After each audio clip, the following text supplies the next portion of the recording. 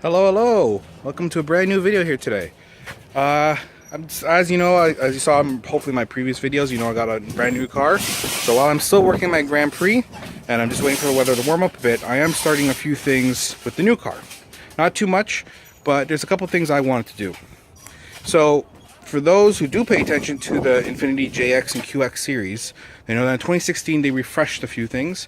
They refreshed the headlights, the taillights, some of the interior bits, particularly the shifter. I like the new shifter. It's got a nice classy kind of look to it. The old one was nice, but not as much.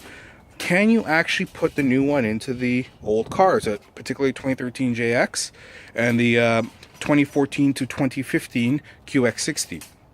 Well, we're going to go ahead and explore that and see if it is possible, and we'll go from there. The goal is going from a setup like this, which has the old style shifter knob, to this, which has the newer, classier look with an Infiniti branded shift knob and everything like that. Will they interchange? Let's find out. But before we do find out, as always, don't forget to like and subscribe. Leave some comments below. And of course, if you do dislike, make sure you comment why. Just let me know so I can get some feedback. I'm always looking to make the channel better, so make sure to let me know. So at the bare minimum, this is all you'll need. A Phillips head screwdriver, and a flathead, preferably one with a smaller end. Now, there is a couple extra things that if you do have, it does help. For example, drill with a Phillips head bit. That would definitely help in taking off the side panel.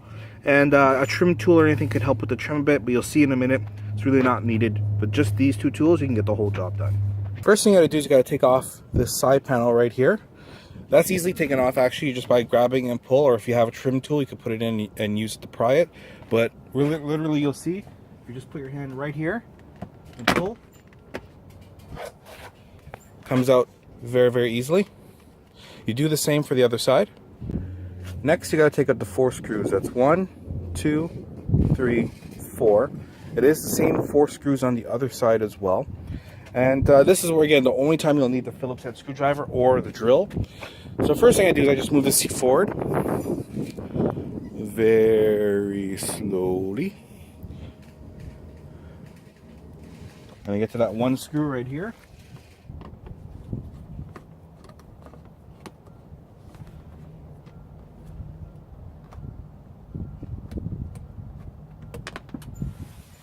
Oops, dropped that. And then I'll push the seat back and you can get to the other 3 screws, no problem. Since it's just screwing, I'm not going to bother filming it, but you get the idea. Just take out the additional screws. 1, 2, 3, 4. Exact same 4 screws on the other side. When you remove the panel out, take those out as well. So this part here is very tricky, and only in the sense that there's a safety warning here. Make sure you have your parking brake on, and your foot will be on the brake. You have to move this to neutral to bring the boot down. You can do that by actually, over here, there's a little shift lock. You can open that up and press the button inside. Or, if you take your foot off the brake first, press the start-stop button twice. Now put your foot on the brake and put it into neutral. The car is now in neutral and you can remove the boot. So now the car is in neutral, you just grab the boot and pull it down. And it'll come right down and give you access to the clip. The clip is right over here. Now to open the clip up, the clip actually wraps from this side and goes around with 2 prongs along the back. So you just grab the 2 prongs and you pull it out. Now be careful, it's spring loaded, so when you pull it, it may fly out. Just be careful of that. Just to show you there, I pulled it out. Yeah, there it is. So this clamps is what clamps along here, and these are the 2 prongs that are at the end. So if you pull these out and pull it out, it'll come right off, and that goes up. It's at this point here, remember, with your foot still on the brake, they'll be able to pull this panel out. All the screws will be out on all the sides, the shift knob's out, everything is out. The car still has to be in neutral because you got to be able to lift this off. So you got to lift this up, pull up, and kind of work it around, right, especially around over here. Kind of clips into the plastic panel a bit. And you also have this rubber boot over here, that's for the little compartment area. So you got to kind of work that around a bit.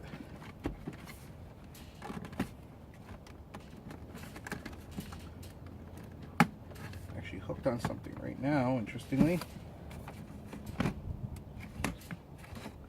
Bring it back in. Yeah, there. Good. See this clip right over here is what was hooking just now. It's got to come off through these panels here. So there's a little bit of working it around. That's all there is to it. At this point, you can put the shift knob back on actually just for now. Just so you can easily put the car back into park. Take your foot off the brake. Hit the start button again. That should shut the car off. This is the part you need the flathead for. In case you don't have the ability to, you know, it may be hard sometimes to get to these, but you got to take these clips off. So just hold your finger there. See, that one comes off pretty easily. More on this. This is going to be the big trouble with this whole job, right?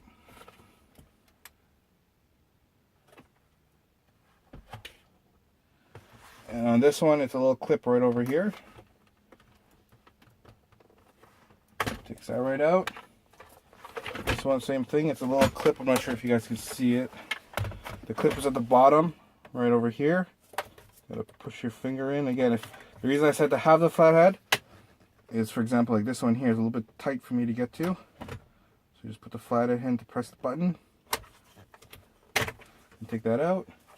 And then the last one here is a little clip. This one you'll definitely need the flathead for. Put the flat in and pull that out. Now your panel is completely released. Now in doing this job, there is going to be two problems that you'll notice. This is the first one here, and I'll tell you about the second one a little bit later.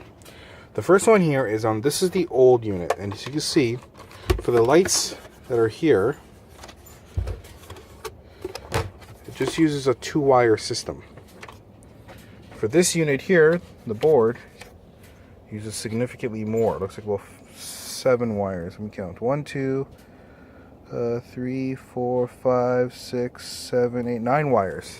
Significantly more wires for just this little panel here. Now, for the newer cars, whatever this is set up for, that may be required. But of course, on the old car, just got by with just a 2-wire system. They're completely different switches, and there's no way for me to directly, I couldn't find a wiring diagram for 2016 and above QX60s, so I couldn't correlate even which wire does what. I will tell you, however, by disconnecting this, it made no bearing or difference to the car. The car operated, no weird lights came on, check engine lights, no problem lights, anything. It's still recognized when you go park, neutral, reverse, or into the shift mode, like going through the Tiptronic. It didn't make any bearing whatsoever, so if you are switching this, you're going to have to leave this disconnected.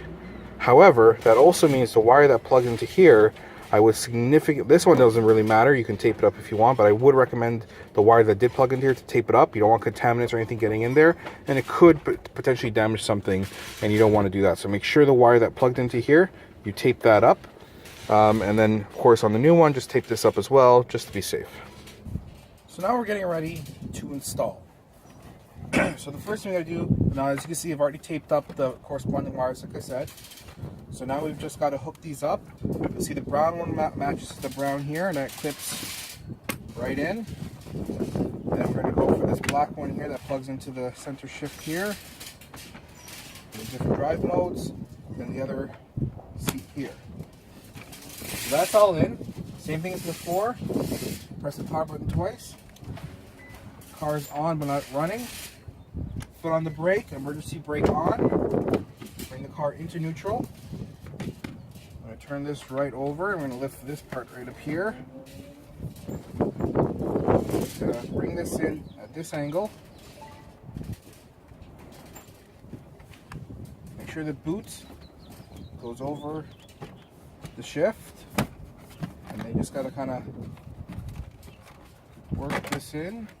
You gotta watch, particularly where the problem is going to be is here, because these clips right here have to fit into the notches, but the notches are not equal. They're off to the side. Plus there's this rubber boot. And you could take the boot out, but I found it a little bit of pain because of the cigarette lighter accessory here. So it's just something you got to work with. If you want to take it out, you can. I decided not to bother. So you just kind of work it around a bit.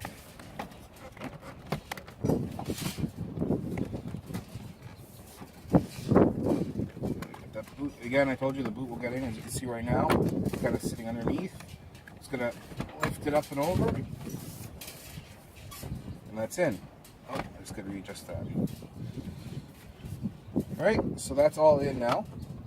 So you still gotta put this on here. And this is the problem I was talking about. So if you look there, I'm not sure if you can see it. See this notch here? With the original, the second problem I was telling you about. The original shifter, it's shorter than this one. It's about that long. So when you put it on, this new one, the notches here do not match up to the notches here. Now, I'm not going to do it. If you're really handy and everything, and you really want to cut a couple notches in here, small little ones, just to give it that leverage. You still got to use the pin, you still want to use it. So you put the shifter all the way in, and then put the clip over, and it'll still help hold it in place. However, it's not locked in, and you have to be careful with that. And then you pull the boot back up over. Oops. Pulled too hard. No.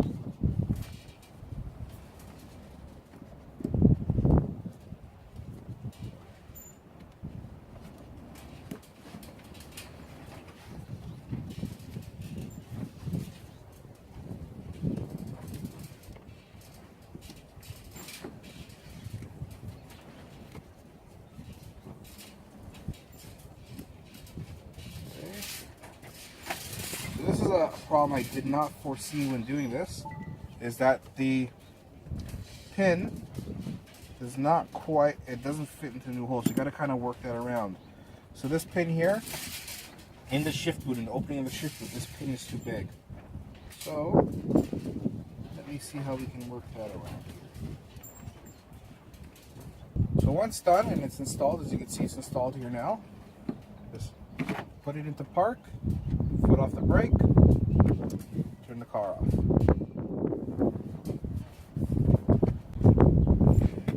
For the final bit here now, it's all the same in reverse as you did at the first couple steps. So now we're putting in screws, and that's going to be the 1, 2, 3, 4.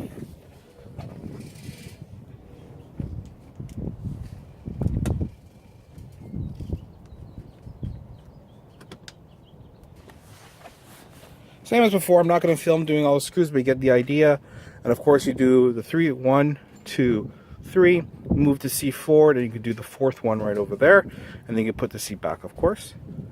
And last but not least, and of course, oh, and I forgot to mention, of course, on the other video, you're doing the same for the other side, right? It's pretty obvious, 4 screws on the other side. And then the last piece now is this panel.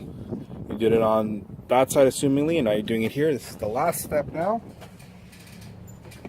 Line it all up, push it in, and there you go.